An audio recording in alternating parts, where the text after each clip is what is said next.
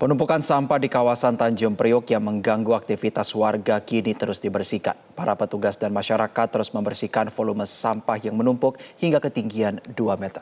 Berikut liputan jurnalis Metro TV Insan Suwardi dan juru kamera Dani Wijayanto dari Kelurahan Sungai Bambu, Jakarta Utara selengkapnya.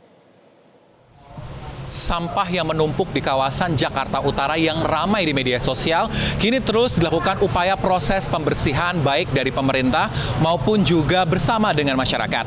Saya ajak Anda untuk melihat saat ini proses pembersihan terus dilakukan oleh para petugas setempat, di mana sampah yang sebelumnya berada di kawasan TPS Kencana, Kelurahan Sungai Bambu ini sempat menggunung dalam beberapa waktu belakangan yang menimbulkan keluhan dari masyarakat.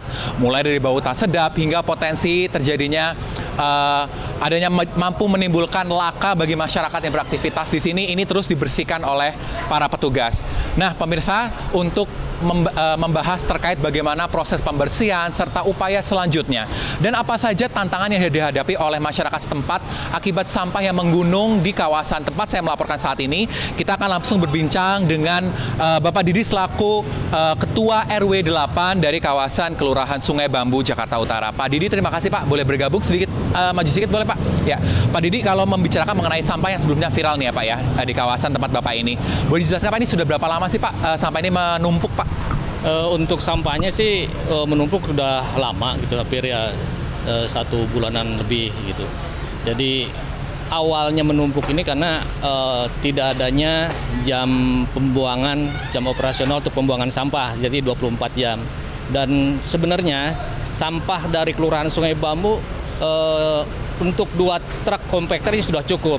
Cuman karena ini sampah-sampah ini berasal dari luar Sungai Bambu juga yang diangkut sama para petugas gerobak sampah yang pakai kayu ini. Mereka keliling ke kelurahan-kelurahan di luar Sungai Bambu dan mereka buang dengan 24 jam sehingga sampah semakin menumpuk, sedangkan armada truk yang untuk pengangkutan sampah itu sendiri sangat terbatas, apalagi setelah terjadi insiden longsor di Bantar Gebang, pembatasan untuk pembuangan sampah ke Bantar Gebang dibatasi sehingga sampah-sampah sempat menumpuk. Tapi alhamdulillah untuk beberapa hari ini kita berusaha untuk yang tadinya menunggu 2 meter seperti sekarang ini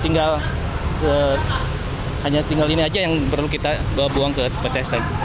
Kedepannya kita akan berlakukan pembuangan sampah operasionalnya dari jam 6 sampai jam 3. Kami sudah berkoordinasi dengan Pak Lurah tentunya. Kami bersama-sama berlakukan jam pembuangan sampah ini agar sampah tidak menumpuk lagi.